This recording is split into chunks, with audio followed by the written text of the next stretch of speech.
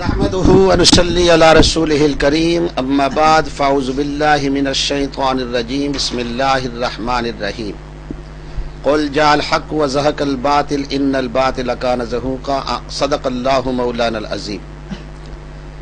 मेरे भाइयों, दोस्तों, नौजवानों, आज का ये मुनादरा जो फरीकैन के दरमियान तय पाया था, इससे कबल भी हमने कई मुनादरे किए हैं।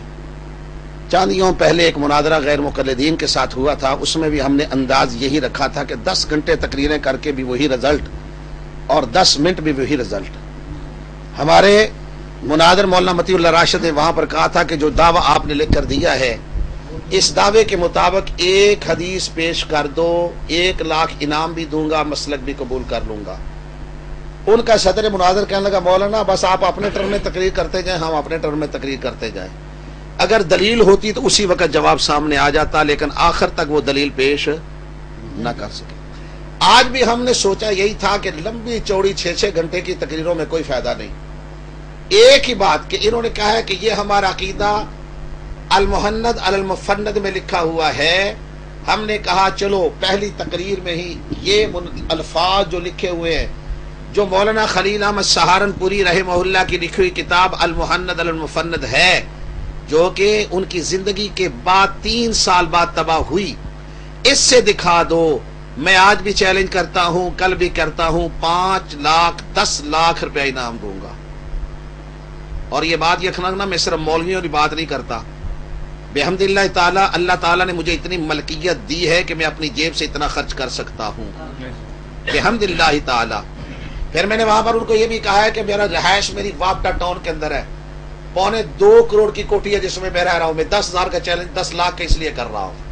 बात होता है मौलवी यार चैलेंज बड़े कर देने, पैसे को रिकॉर्ड हूं देने के नहीं होंगे, वो बात नहीं है। अल्हम्दुलिल्लाह नट चेक दूंगा उसी वक्त। अलाइट बैंक का मांगे वो, कमर्शियल बैंक का मांगे वो, हबीब बैंक का मांगे वो, हर बैंक में अल्हम्दुलिल्लाह हमारे अकाउंट मौजूद है बेहम्दिल्लाह ताला।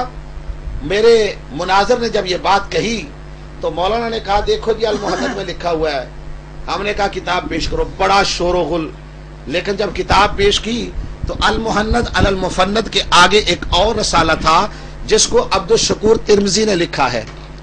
अल मुहन्नद अल मुफन्नद पाकिस्तान से बनने से पहले की किताब लिखी हुई है, और ये अब्दुल शकूर तिरमिजी कल इस किताब का अगला हिस्सा लिख रहा है जो तर्जमा कर रहा है। तर्जमा दिया है, असल किताब नहीं।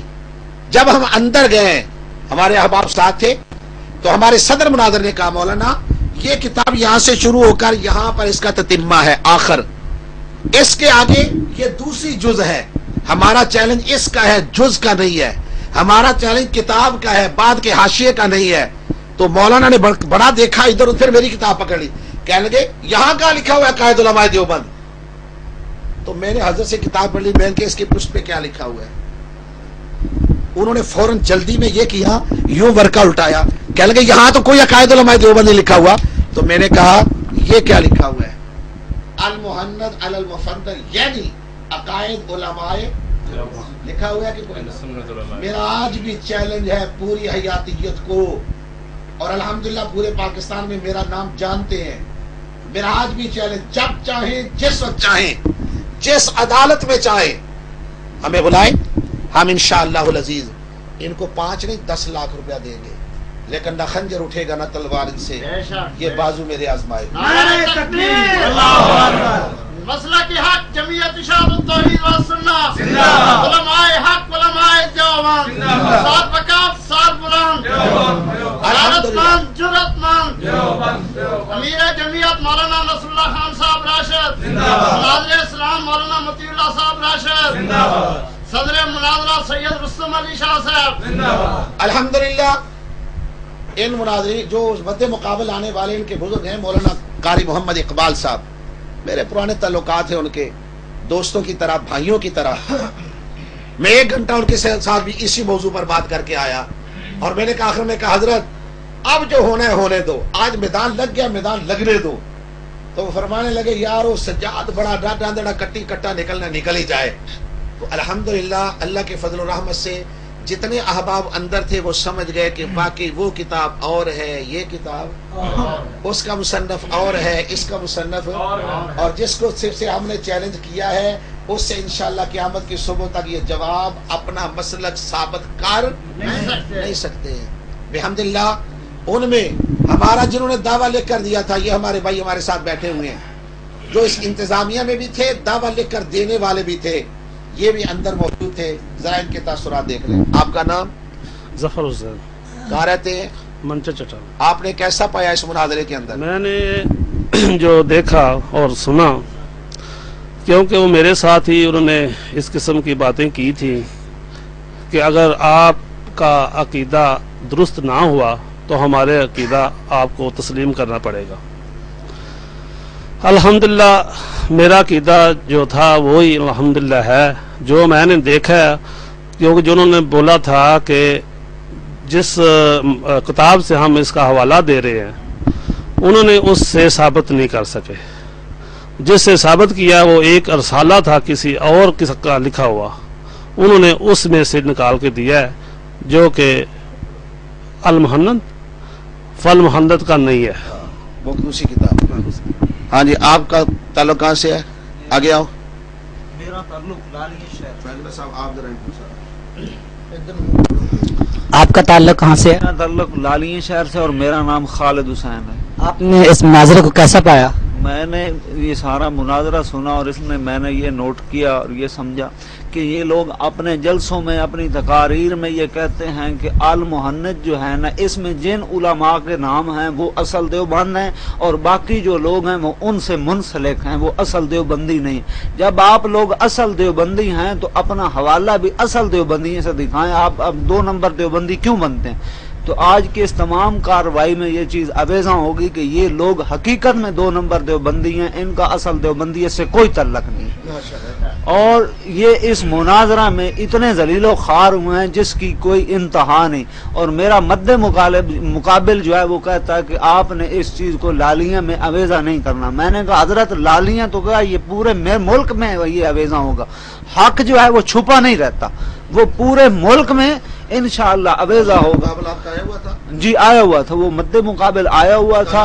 اس کا نام ماسٹر محمد ممتاز فاروقی. اس نے کہا اگر تو نے یہ دکھایا تو میں آپ لوگوں کا یہ جو اشتہار پہ یہ جو عقیدہ، میں نے کہا تو بے شک اس کو ساری دنیا میں اویزاں کر. ہم کوئی اس سے کو مکر رہے ہیں؟ ہم نے آپ لوگوں کے ساتھ اس پہ گفتگو کرنے کے لیے آئے. تو اس کے بعد جناب میں اس چیز کو ضرور جو ہے نا وہ میں لالیاں تو کیا جتنا میرے سے ہو سکا میں اس کو اویزاں کروں گا، لوگوں کو دکھاؤں گا. ماشاءاللہ، جزاک اللہ. آپ کا اس کے بارے کے اندر کیا تاثر ہے؟ الحمدللہ آج کے مناظرہ کی جو روداد ہمارے محترم مولانا نصر اللہ خان راشد صاحب نے آپ کے سامنے بیان کر دی ہے، شکست و فتح کی روداد آج کی. ہمارا یہ قصبہ علی پور چٹھا، جہاں سے میرے والد مرحوم جہاں ایک زندگی کا عرصہ گزار کے دین اسلام کی خدمت اور محنت کر کے اس جہان فانی سے رخصت ہوئے ہیں، 40 سال کا عرصہ یہاں رہے ہیں. اور الحمدللہ انہوں نے اس قصبہ میں رافضیت کے خلاف، بریلویت کے خلاف، قادیانیت کے خلاف اور دیگر فرق باطلہ کے محاذوں پر الحمدللہ مسلک حق کی ترجمانی کرتے ہوئے یہاں وقت گزارا ہے. اور ہم نے کبھی ایسے مسائل کی طرف توجہ نہیں دی تھی کہ جو مسائل اس نوعیت کے نہیں کہ جنہیں عوام میں متعارف کروایا جائے اور اس کی بنیاد پر محاذ رائی کر کے مسلک دیوبند کو 2 فرقوں میں تقسیم کیا جائے.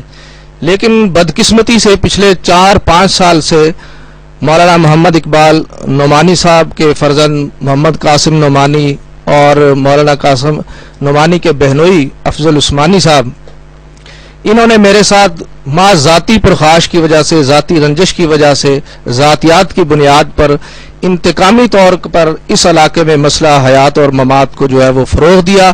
اور بارہا ہمیں انہوں نے اس بات پر اکسایا اور مجبور کیا کہ ہم صاف طور پر کھل کر ان کے سامنے آئیں اور اس بارے میں کوئی مناظرہ اور مباحثہ ان کے ساتھ کریں. لیکن میں ذاتی طور پر ایسے محاذ آرائی سے اپنے آپ کو بچاتا رہا ہوں. لیکن پچھلے کچھ گزشتہ 15 دن ہوئے ہیں کہ قاری افضل عثمانی اور مولوی قاسم نعمانی صاحب بذات خود منچر چٹھا میں گئے ہیں. ہمارے حافظ سجاد فاروقی صاحب وہاں ہوتے ہیں، ان کو جا کے وہاں چیلنج دے کے آئے ہیں، ان سے عقیدہ لکھوایا ہے اور باقاعدہ طور پر مناظرے کی منظوری اور سارا پروگرام انہوں نے تشکیل دیا. اس کے باوجود آج کی بات